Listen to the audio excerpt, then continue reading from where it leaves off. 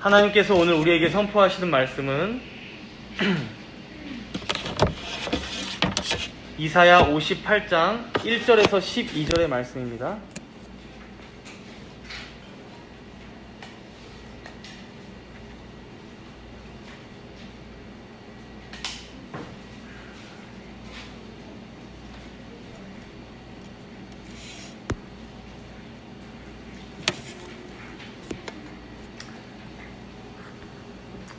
오늘 본문은 이사야 58장에서 59장까지인데 봉독은 이렇게 하도록 하겠습니다. 58장 1절에서 12절 말씀 봉독합니다. 크게 외치라. 목소리를 아끼지 말라.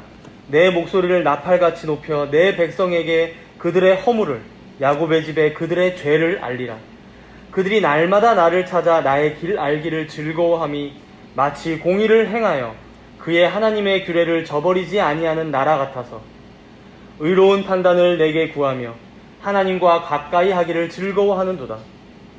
우리가 금식하되 어찌하여 주께서 보지 아니하시오며 우리의 마음을 괴롭게 하되 어찌하여 주께서 알아주지 아니하시나이까. 보라, 너희가 금식하는 날에 오락을 구하며 온갖 일을 시키는도다. 보라, 너희가 금식하면서 논쟁하며 다투며 악한 주먹으로 치는도다. 너희가 오늘 금식하는 것은 너희의 목소리를 상달하게 하려는 것이 아니니라. 이것이 어찌 내가 기뻐하는 금식이 되겠으며 이것이 어찌 사람이 자기의 마음을 괴롭게 하는 날이 되겠느냐. 그의 머리를 갈대같이 숙이고 굵은 배와 재를 펴는 것을 어찌 금식이라 하겠으며 여호와께 연락될 날이라 하겠느냐.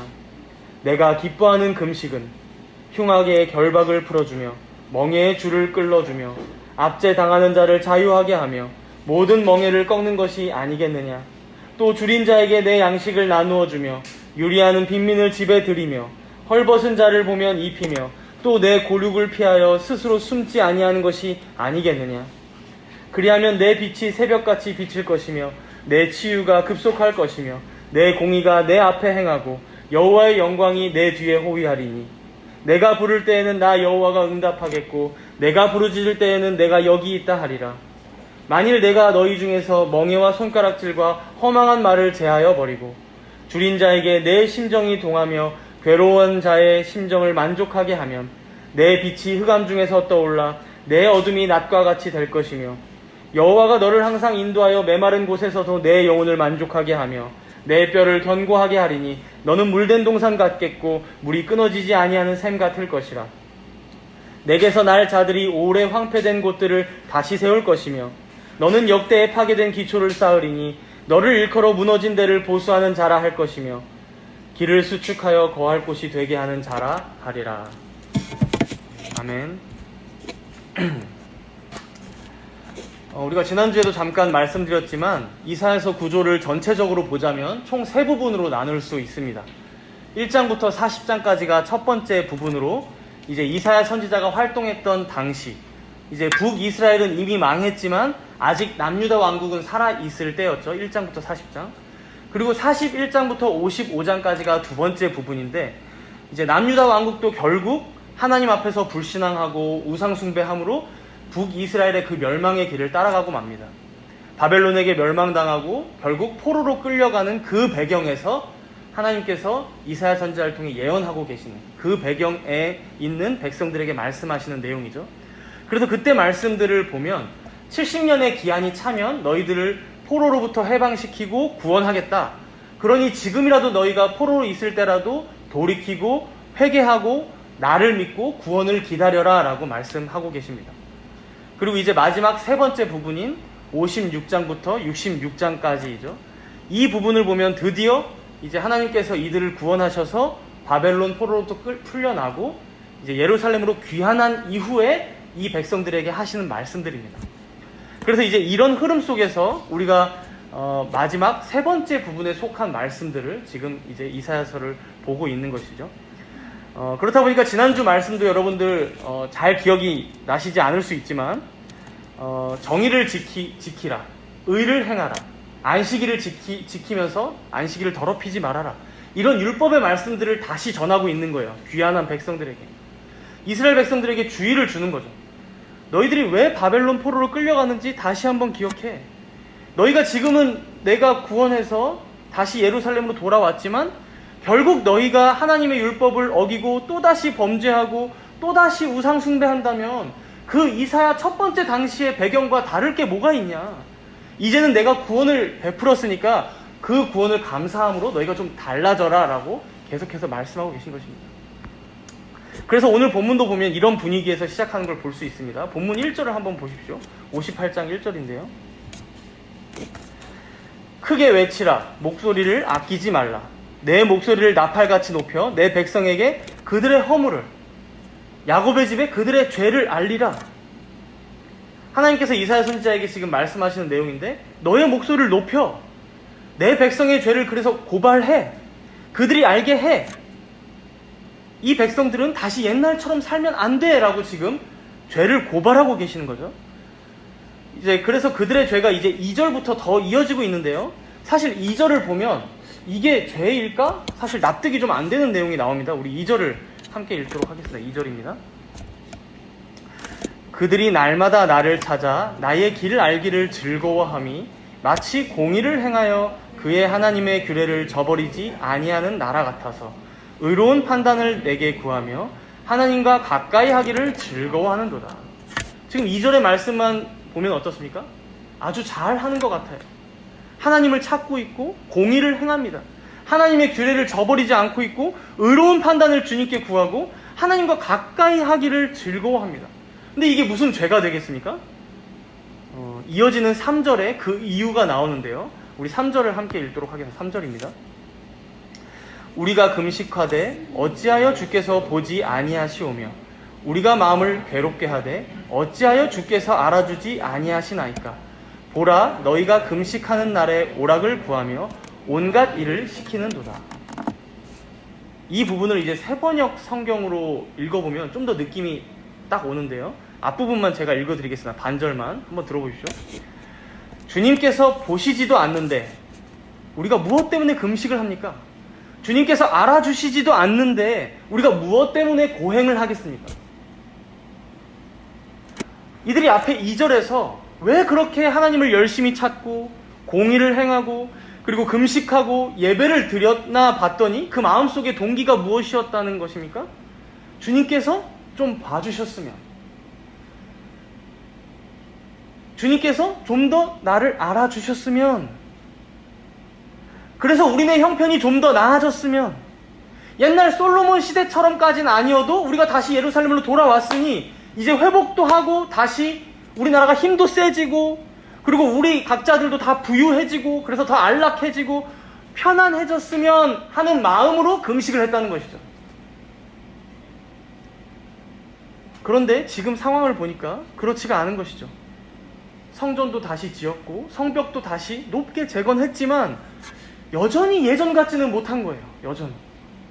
오랫동안 전쟁이 휩쓸고 간 그 땅이 여전히 황폐하고 여기 살던 이방인들의 텃세는 여전하고 그래서 계속해서 대치해 있고, 그러니까 우리가 이렇게 열심히 신앙생활 했으면 좀 달라지는 게 있어야 되는데 그렇지가 않았다는 것이죠. 그러니 여러분, 이런 잘못된 동기로 하는 신앙생활이 어떤 열매를 맺겠습니까? 나쁜 열매를 맺을 수밖에 없습니다. 우리 이어서 4절을 함께 읽어보도록 하겠습니다. 4절입니다. 4절. 보라, 너희가 금식하면서 논쟁하며 다투며 악한 주먹으로 치는도다. 너희가 오늘 금식하는 것은 너희의 목소리를 상달하게 하려는 것이 아니니라. 금식은 하는데 논쟁한다고 합니다. 금식은 하는데 다투기만 해요. 심지어 악한 주먹으로 남을 때린다고 합니다. 그러나 금식은 지금 그런 게 아니라고 하나님께서 말씀하시는 것이죠.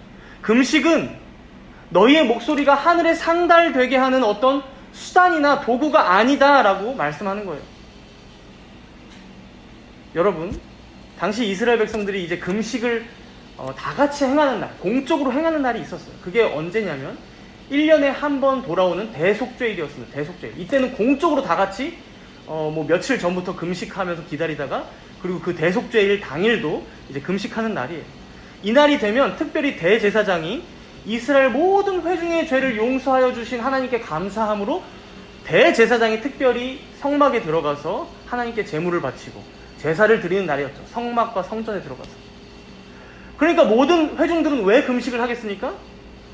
우리의 죄를 용서하여 주신, 우리 모두의 죄를 용서하여 주신 그 하나님께 감사함으로, 아니 우리가 이렇게 패역한 죄인임에도 불구하고 용서하여 주신 그 하나님 앞에 우리의 죄를 아뢰고 고백하고 회개함으로 금식했던 거예요. 그렇죠? 그러니까 여러분, 이 금식 안에 어떤 거래가 지금 있습니까? 무엇인가를 드린다고 받는 것입니까 지금? 친히 재물도 하나님께서 준비하십니다. 친히 자기 백성의 죄를 용서하여 주세요. 그러니까 하나님의 크신 은혜, 그리고 그 은혜에 감사하여 겸손한 가운데 금식하며 자신들의 죄를 울며 회개하는 이 백성들의 반응 외에는 다른 것이 없다는 것이죠. 은혜와 반응. 그런데 이들이 지금 그 금식을 무엇으로 전락시킨 것입니까? 인위적으로, 어떤 사람의 힘으로 저 하나님을 기쁘게 해볼까, 그런 수단과 도구로 전락시켜버린 것이죠. 이 시대에도 많이 그러지 않았습니까? 40일 금식기도, 특별 새벽기도, 40일 작정기도. 하나님께서 값없이 베푸신 그 은혜를 값싼 은혜로 바꿔치기 한 거예요. 내가 조금 굶으면, 내가 조금 비통해하면서 눈물 좀 흘려주면, 내가 조금 고생해서라도 돈을 좀 더 벌어서라도 내 재물을 갖다 바치면, 하루 종일 제사를 그렇게 열심히 드리면 하나님께서 뭔가 나한테 해주시겠지. 그러나 여러분, 이것은 당시에 이방인들이 우상을 숭배했던 원리와 아주 일치합니다. 여러분, 당시에 가나안 이방 신이었던 바알과 아세라 신은요, 그 앞에서 난교 의식, 성교를 아무나 하고 하는 그 난교 의식을 펼치면 바알과 아세라 신이 그것을 보고 자극받아서 더 많은 생산물을 내주겠지라고 해서 난교 의식을 펼친 거예요. 자극을 받아서. 몰렉 신에게는 어땠습니까? 내 자식까지도 갖다 바쳐요. 그러면 내 자식까지도 갖다 바치는 그 열성, 그것에 감화받아서 이 전쟁을 승리하게 해주겠지, 복을 내려주겠지 했던 거예요. 지금 이 일을 하나님 앞에서 똑같이 하고 있는 것이죠. 그러니 이것이 얼마나 하나님을 오해한 것입니까? 5절에 한번 보십시오. 5절에. 이것이 어찌 내가 기뻐하는 금식이 되겠느냐? 이것이 어찌 사람이 자기 마음을 괴롭게 하는 날이 되겠느냐? 자기 마음을 괴롭게 하다, 이거 스스로 괴롭게 하다, 이건 금식의 날이라는 거예요. 이것이 어떻게 참된 금식이겠냐? 그의 머리를 숙이고 배옷만 입으면 그게 금식이냐? 여호와께 연락될 금식과 예배가 되겠느냐? 아니라는 것이죠. 아니라는 것이죠. 그러나 여러분, 안타까운 것은 무엇입니까? 과연 우리 안에는 이 이스라엘 백성들과 같은 모습이 없습니까?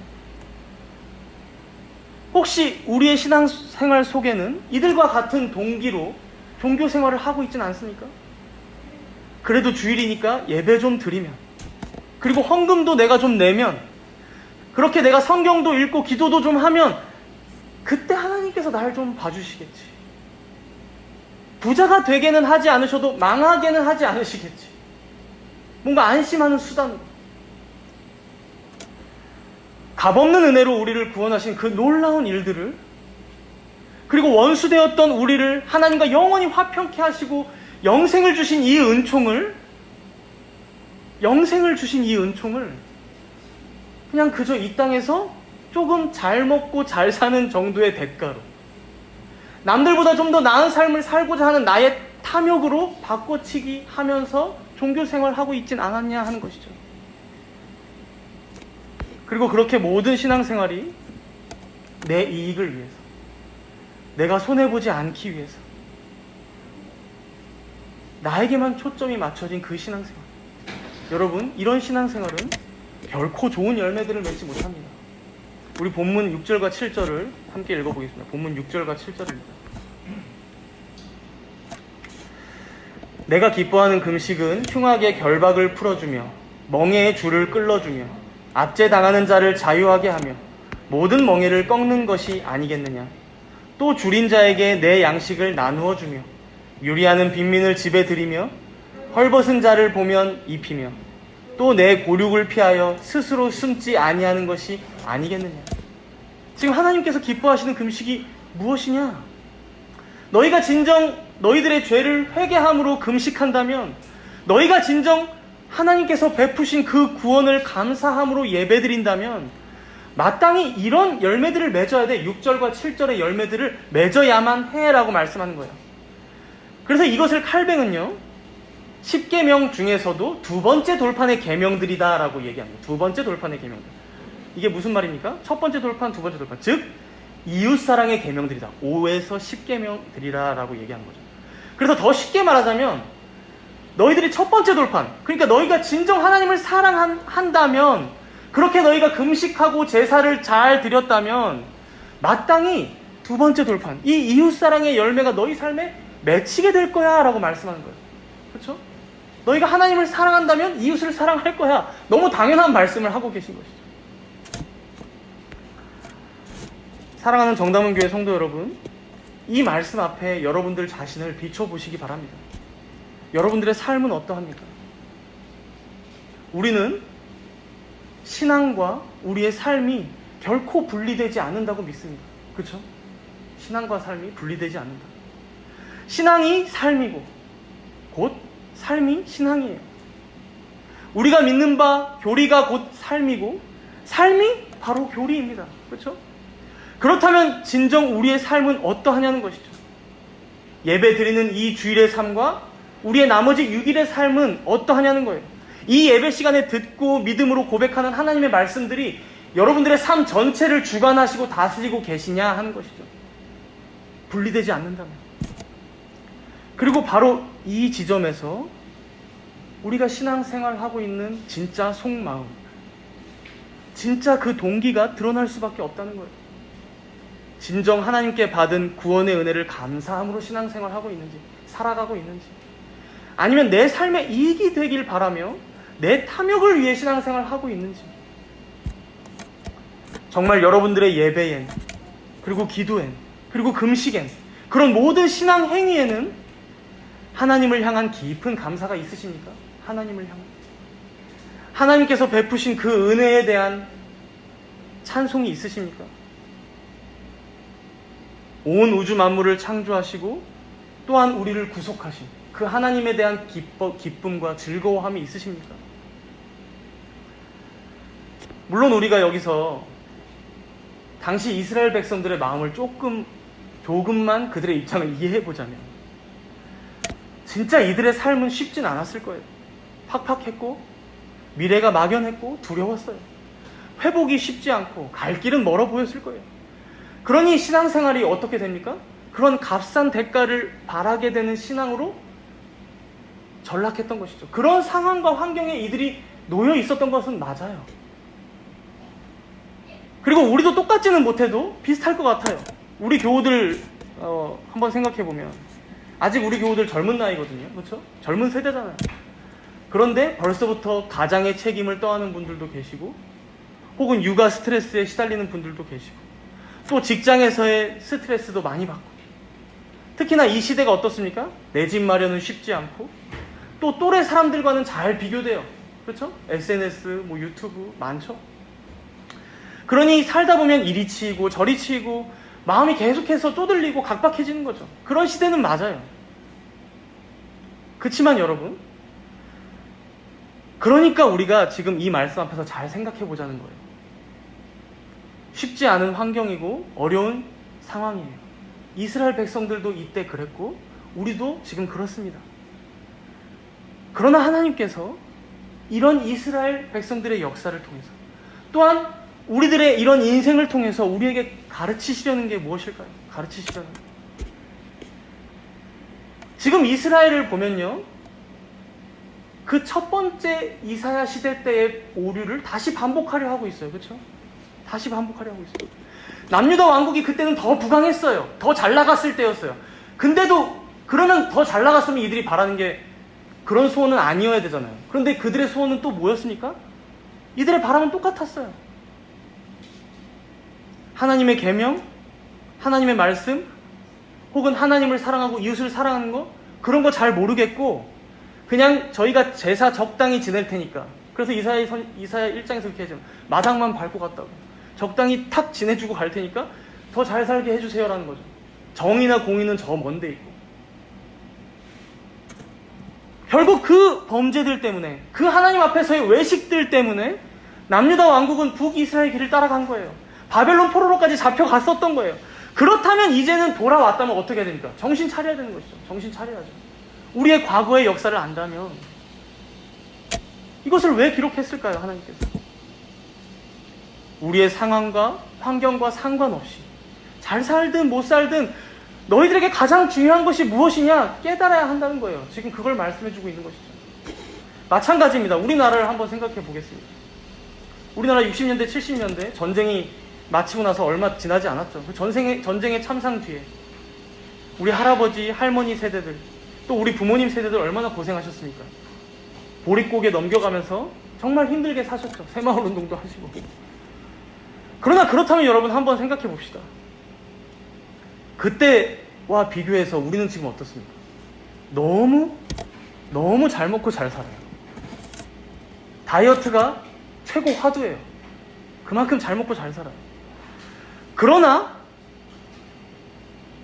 그렇다면 예수를 믿는 성도들의 신앙은 어떻게 되었습니까? 잘 먹고 잘 사는 만큼, 우리의 삶이 더 편안해진 만큼 우리는 하나님을 더 사랑하고 더 하나님의 은혜를 깊이 누리고 더 하나님께 나아가고 또한 그만큼 이웃을 더 사랑하고 섬기는 그런 성도들이 되었습니까? 그런 교회가 되었습니까? 우리의 신앙은 우리의 부모님들과 비교해서 무엇이 더 나아졌습니까? 더 많은 교리를 아는 것?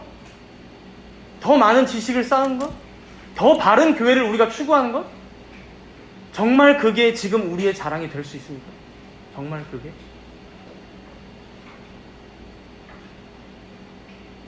사랑하는 성도 여러분, 이런 이스라엘의 역사, 또 우리의 인생과 역사를 통해서 우리가 알 수 있는 것이 무엇입니까? 잘 살고 못 살고 환경이 중요한 게 아니라는 것입니다. 상황의 문제가 아니라는 것입니다. 힘들고 각박하고 바쁘고 분주한 현대인의 삶, 우리 모두가 서로가 모르지 않지만 그것이 우리의 인생을 결정하는 요소는 아니라는 거예요. 그것이 먼저가 아니라는 거예요. 그것보다 더 중요한 게 있다고 지금 본문은 계속 말씀하는 거예요. 바로 하나님 앞에서 우리가 어떤 성도로 살아가고 있느냐, 우리의 중심은 과연 하나님을 향하고 있느냐, 진정 하나님을 기뻐하고 즐거워하는 자로, 그를 진정 사랑하는 자로 그렇게 예배도 드리고 그렇게 기도도 하고 그렇게 찬송도 부르며 헌금도 드리고 금식도 하는 자로 살아가느냐, 이것은 시대와 환경과 문화와 인종을 넘어서는 하나님 앞에서의 그저 한 인간이, 한 성도가 자신에게 던져봐야 할 너무나 중요한 질문이라는 거예요. 우리 본문 13절과 14절을 함께 읽어보도록 하겠습니다. 13절과 14절입니다.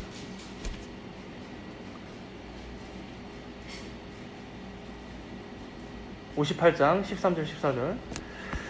만일 안식일에 내 발을 금하여 내 성일에 오락을 행하지 아니하고 안식일을 일컬어 즐거운 날이라 여호와의 성일을 존귀한 날이라 하여 이를 존귀하게 여기고 내 길로 행하지 아니하며 내 오락을 구하지 아니하며 사사로운 말을 하지 아니하면 내가 여호와 안에서 즐거움을 얻을 것이라. 내가 너를 땅의 높은 곳에 올리고 내 조상 야곱의 기업으로 기르리라. 여호와의 입의 말씀이니라. 우리가 지난주에도 봤듯이 안식일을 지키라라는 이 계명은 모든 계명에 앞서서 우리에게 대표로 요구되는 계명입니다. 지금 그 안식일을 어떻게 지키는 것이 올바르다라고 말씀합니까? 안식일이 즐거운 날임을, 그 거룩한 날이 우리에게 참으로 존귀한 날임을 기억하며 지켜야 한다라고 말씀하는 거예요. 그래서 이 안식일에 우리는 아무것도 안 하는 방식이 아니라 거꾸로 적극적으로 어떻게 합니까? 하나님을 기뻐하고 그 하나님 안에서 즐거워함으로 그를 찬송하고 그를 예배하고 그의 말씀에 기쁨으로 순종하고, 이것이 우리가 지켜야 할 안식일의 바른 모습이다라고 말씀하는 거예요. 내 자신의 쾌락을 추구하는 날이 아니라, 내 자신의 이익을 좇는 날이 아니라, 오직 하나님께서 허락하시는 그 은혜와 기쁨과 즐거움을 찾고 누리는 날, 바로 그날이 안식일이야. 그리고 바로 이러한 안식일의 모습이 너희들의 신앙생활의 표본이 되어야 할 모습이야. 그러니까 주일이 주일만이 아니라 너희의 모든 삶의 모습이 그래야 돼. 안식일의 그 정신과 너희의 삶이 분리되어서는 안 돼라고 가르치고 계신 것이죠. 우리가 오늘 이 말씀 앞에서 각자 자신의 신앙을 되돌아봤으면 좋겠어요. 여러분은 하나님께서 기뻐하시는 금식을 행하고 계십니까? 아니면 여러분 자신만 기뻐하는 금식을 행하고 계십니까? 물론 우리가 이런 질문 앞에서 정말로 떳떳하게 전 하나님께서 기뻐하시는 금식만 행하며 살아갑니다. 그럴 사람은 없을 거라고 생각돼요. 저부터 시작해서. 그래서 59장의 말씀을 보면 이렇게 이어지고 있어요. 1절에 한번 보십시오. 1절. 59장 1절. 여호와의 손이 짧아 구원하지 못하심도 아니요 귀가 둔하여 듣지 못하심도 아니라. 이제 아까 이스라엘 백성들이 원망하며 했던 그 질문, 3절과 4절에 대한 질문의 대답이에요. 우리가 금식하는데 어째서 주께서는 봐주지 않으시고, 우리가 이렇게 괴롭게 고행을 하는데 주께서는 알아주지도 않으십니까? 왜 우리 형편을 돌아봐주지 않으세요? 근데 그 대답이 무엇입니까? 여호와께서 손이 짧아 너희한테 지금 구원하지 못하시겠냐? 여호와께서 귀가 둔하셔서 듣지 못하시겠냐? 그런 게 아니다. 그러면서 2절에 이렇게 말씀하세요. 그 이유가 무엇인지 말씀하시는 거예요. 2절 우리 함께 읽겠습니다. 2절. 오직 너희 죄악이 너희와 너희 하나님 사이를 갈라놓았고 너희 죄가 그의 얼굴을 가리어서 너희에게서 듣지 않으시게.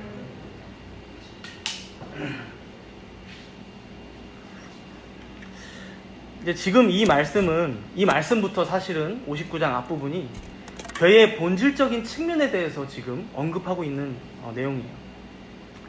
여러분, 우리 인생이 각박하고 괴로운 그런 본질적인 이유가 무엇입니까? 우리 인생 가운데 그리고 모든 인류가 각종 재해와 재난 끊이지 않고 모든 사고나 고통, 그런 역경이나 슬픔에 인류가 놓이게 된 이유가 무엇입니까? 여러분, 우리 하나님 아버지는 선하십니다. 우리 주님은 인자하세요.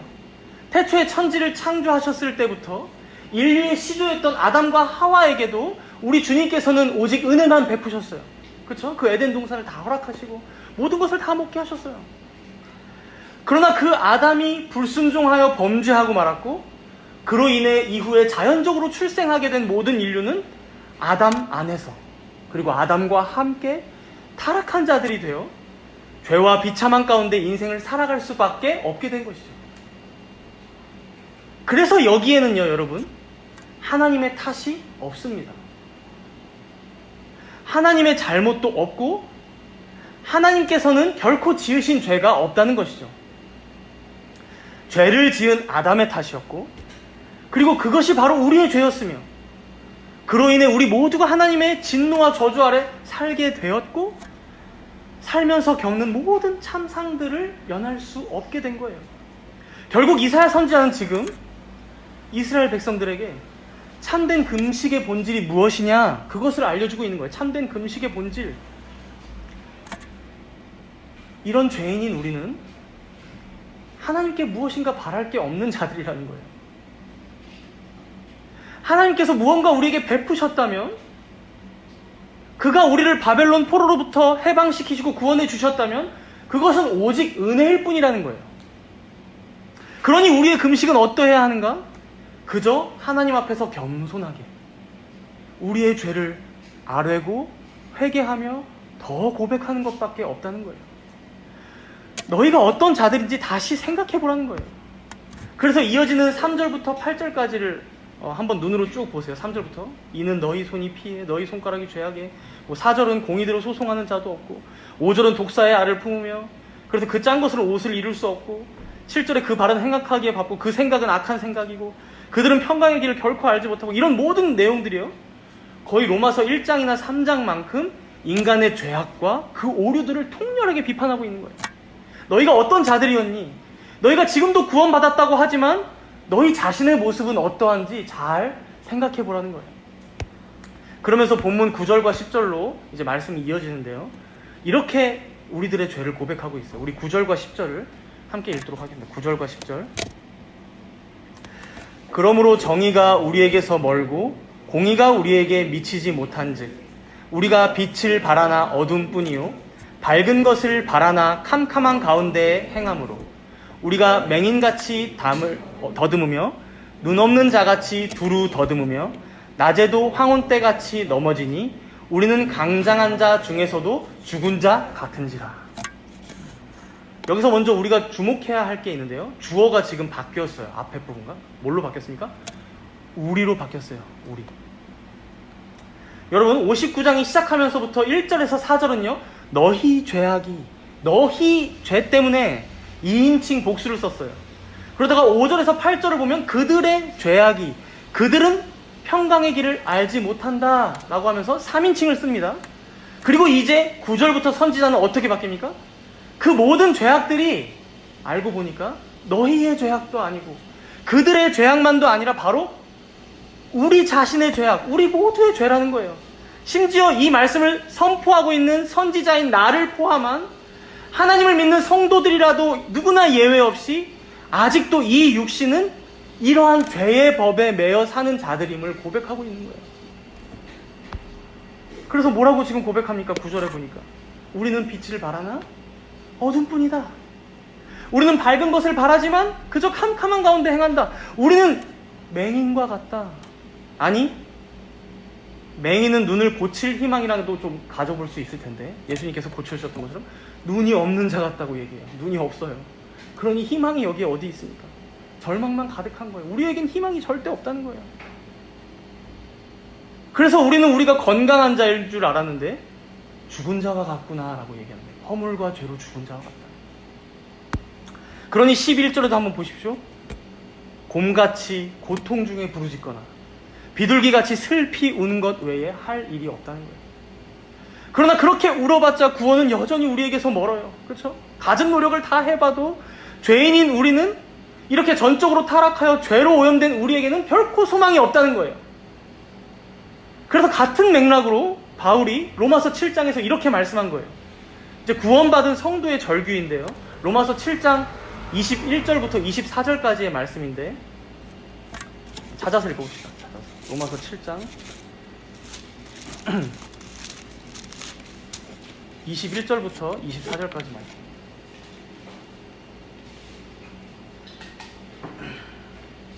신약성경 248페이지입니다. 로마서 7장 21절에서 24절까지 함께 읽겠습니다. 그러므로 내가 한 법을 깨달았노니 곧 선을 행하기 원하는 나에게 악이 함께 있는 것이로다. 내 속 사람으로는 하나님의 법을 즐거워하되 내 지체 속에서 한 다른 법이 내 마음의 법과 싸워 내 지체 속에 있는 죄의 법으로 나를 사로잡는 것을 보는도다. 오호라 나는 곤고한 사람이로다. 이 사망의 몸에서 누가 나를 건져내라. 여러분, 이것이 바로 성도의 딜레마입니다. 아니 어쩌면 일반 은총을 받고 살아가는 모든 세상 사람들도 겪는 딜레마가 사실은 이와 비슷한 양상입니다. 누구나 유토피아를 꿈꿔요. 이 땅에 평화가 임했으면 좋겠어요. 모두가 잘 살기를 한번 바라봐요. 바라봅니다. 그러나 시도해보지만, 도전해보지만 어떻습니까? 그 어떤 종교도 해답을 주지 못하는 거예요. 그 어떤 사상이나 철학도 인류 역사 가운데 단 한 번도 정확히 이게 답이야, 이렇게 살면 모두가 행복할 수 있어, 해피할 수 있어. 정의란 무엇인가? 결론이 나지 않아요. 공산주의도, 입헌군주제도, 왕정주의도, 그리고 우리의 정치제도인 민주주의도 완전하지 못합니다. 인류 역사가 그것을 계속해서 증언해왔어요. 경제사상 또한 어떻습니까? 사회주의도, 복지 많이 해주는 사회주의도, 그리고 자본주의, 끝없는 경쟁사회도, 그리고 기술이 계속 진보하는 것도, 그리고 평등이나 자유의 가치도 아무리 외쳐보십시오. 죄인들을 고통 속에서 그 죄의 수렁 속에서는 건져내지 못했습니다. 이미 19세기 때 저기 유럽이 다 증명했어요. 모든 혁명을 다 겪었지만 그들은 더 고통 속에 빠졌습니다. 많은 사람을 서로가 서로를 죽였어요. 그리고 가장 기술이 많이 진보했다는, 가장 인권이 많이 보장되고 있다는 지금 21세기마저 무슨 일이 벌어지고 있습니까? 기술이 발전하니까 전 지구적으로 기후 위기가 와요. 각종 재해나 사고가 계속해서 일어납니다. 또 전 세계적으로는 인권이 보장된다고 하는데 어느 나라에서는 독재가 만연합니다. 전쟁이 서로가 끊이지 않아요. 한 나라 안에서도 어떻습니까? 양극화가 심화되고 있어요. 경제 수준, 교육 수준, 삶의 질의 수준, 가면 갈수록 격차가 계속해서 넓어지고 있다고 합니다. 그러니 결국 죄인들은 무엇을 합니까? 죄를 짓습니다. 가끔 하나님의 은총으로, 특별하신 은총으로 선을 행하기 원할지는 모르지만 결국 그 안에 악이 함께 있다는 거예요. 특별히 성도들이라면 속 사람으로는 하나님의 법을 즐거워하지만 하나님의 법을 즐거워해요. 그러나 그 안에서 다른 죄의 법이 그것과 싸워 이겨서 성도 전체를 사로잡을 때가 얼마나 많냐고 지금 누가 고백하고 있는 거예요? 사도 바울, 무려 사도 바울이 고백하고 있는 거예요. 자신의 마음을 보니 그렇다는 거예요. 그러니 오호라, 나는 곤고한 사람이로다. 이 사망의 몸에서 누가 나를 건져내? 그래서 본문 14절과 15절로 다시 한번 돌아오겠습니다. 본문 14절, 15절, 59장, 이사야 59장, 14절, 15절.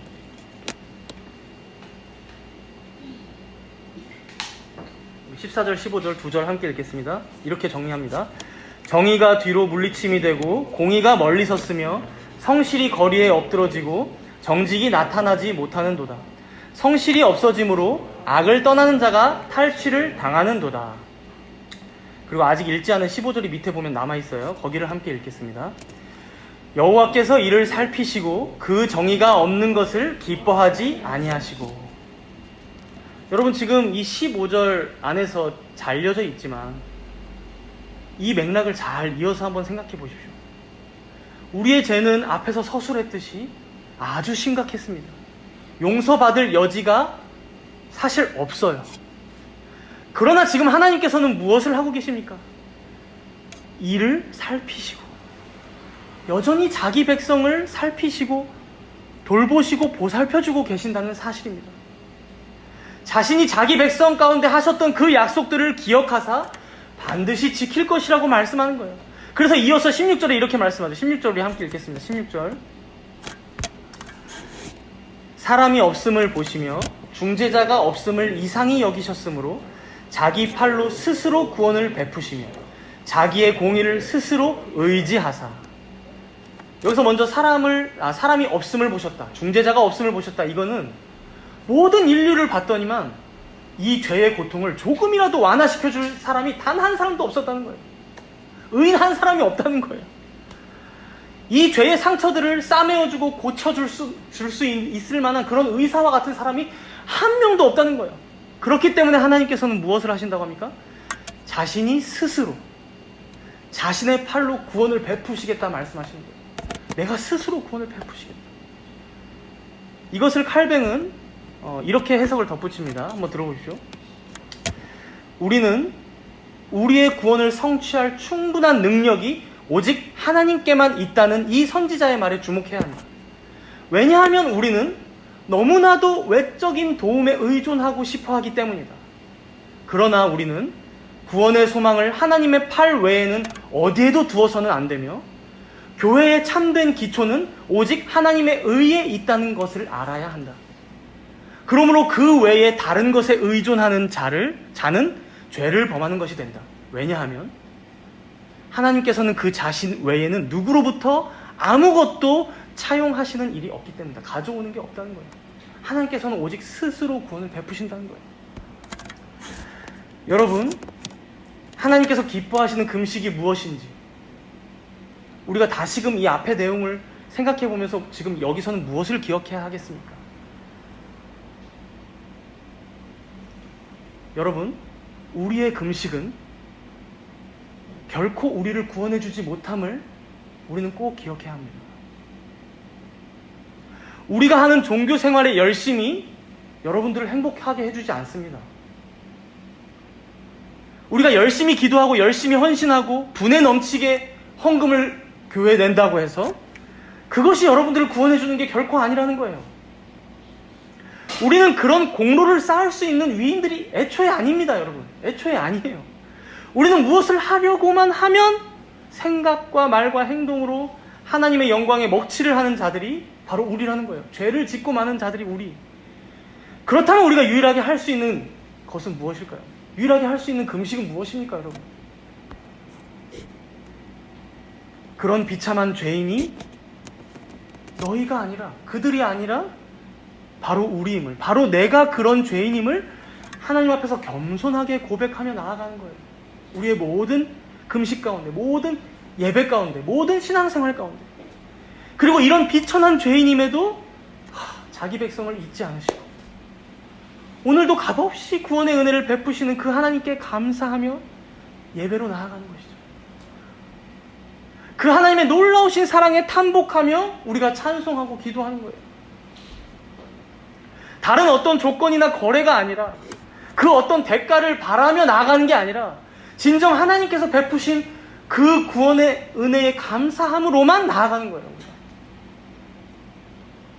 그래서 우리를 대속하여 주신 그 그리스도의 보혈을 의지하며 예배하고, 지금도 우리를 도우사 대언하시는 그 성령님을 의뢰하며 기도하는 거예요. 그렇게 모든 은혜를 하나님께만 바라며 예배하고 금식하고 또 우리의 모든 삶들을 살아가는 것, 바로 이것이 우리가 해야 할 유일한 일이다라는 걸 오늘 본문의 말씀은 가르쳐주고 있는 거예요. 그리고 마지막 21절은 이렇게 마치고 있습니다. 우리 21절을 함께 읽겠습니다. 21절입니다. 여호와께서 이르시되 내가 그들과 세운 나의 언약이 이러하니 곧 내 위에 있는 나의 영과 내 입에 둔 나의 말이 이제부터 영원하도록 내 입에서와 내 후손의 입에서와 내 후손의 후손의 입에서 떠나지 아니하리라 하시니라. 여호와의 말씀입니다. 여기서 하나님께서 자신의 언약을 무엇을 통하여 지키고 우리에게 두신다 말씀하십니까? 두 가지이죠. 두 가지. 기억하십시오. 나의 영과 나의 말씀이라고 말씀하십니다. 이것은 자신의 영, 성령께서 자신의 말씀, 이 말씀과 더불어 말씀과 함께 역사하심으로 죄인, 이 비참한 죄인인 우리 가운데 결국엔 자신의 구원을 반드시 이루시겠다라는 말씀이에요. 자신의 영과 자신의 말씀으로. 사랑하는 성도 여러분, 하나님께서는 바로 이 언약대로, 이 약속대로 우리는 여전히 죄인이지만, 그래서 우리는 여전히 금식을 통해서라도, 우리의 예배를 통해서라도, 우리의 기도를 통해서라도, 우리의 헌신을 통해서라도 우리의 이익을 어떻게든 구하고 우리의 쾌락을 구하려고만 하는 죄인이지만, 그럼에도 불구하고 우리 가운데 자신의 말씀을 두시고 또한 그 말씀과 함께 역사하시는 자신의 영이신 성령을 통하여 착한 일을 시작하신 이가 구원의 날까지 이루시겠다라고 지금 말씀하시는 거예요. 너희를 그렇게 해서 반드시 의롭다 칭하겠다. 너희를 반드시 그렇게 내 자녀로 삼겠다. 그렇게 너희들을 반드시 거룩하게 성화시켜 나가겠다. 하나님의 의지를 우리가 볼 수 있는 대목이에요. 그리고 이것을 우리 자신뿐만 아니라 사실 여기서 아주 강조되고 있어요. 뭐라고 얘기하십니까? 너희들의 후손들에게까지도, 우리의 유아 세례 언약자 아이들까지도, 또 그 후손의 후손들까지도, 그 후손의 후손의 후손들까지도 떠나지 않고 계속될 나의 언약이요, 나의 은혜요, 나의 구원의 역사이다 말씀하고 계시는 거예요. 여러분, 영원히 인자하시고 자비로우신 이 하나님을 신뢰하시기 바랍니다. 또한 특별히 이 거룩한 주일에 더 하나님을 즐거워하며 기뻐하시기 바랍니다. 그리고 여러분의 모든 삶이 이 은혜로우신 삼위 하나님 안에서 진정 행복하시길 축복합니다. 우리 함께 기도하도록 하겠습니다.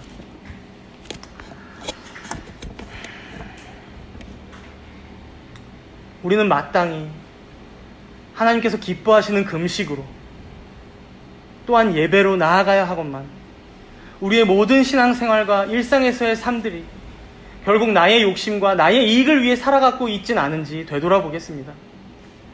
하나님 자신을 기뻐하며 즐거워하기보다 어떤 나의 유익을 위한 수단과 도구로 사용하려고만 하는 나의 죄성이 있진 않은지 주 앞에 고백하며 회개하겠습니다.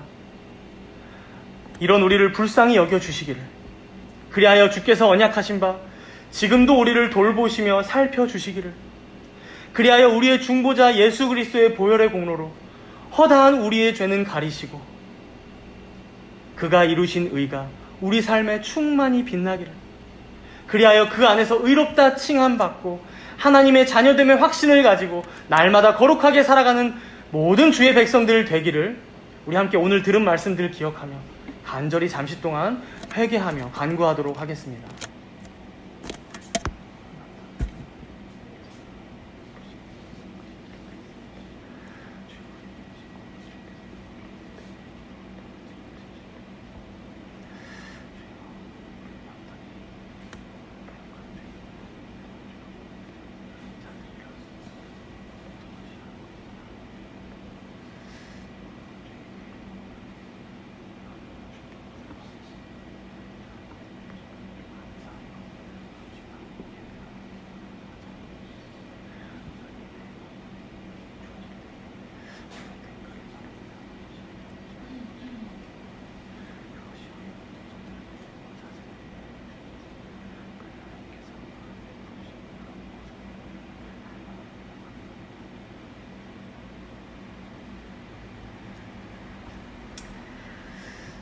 인자하신 하나님 아버지, 아담 안에서 전적으로 타락하여 죄로 오염되어 있는 우리들을 아무 조건 없이 택하사 사랑하여 주시고 이런 우리를 구원하시기 위하여 자기 독생자를 이 땅에 보내주신 그 사랑과 은혜를 기억합니다.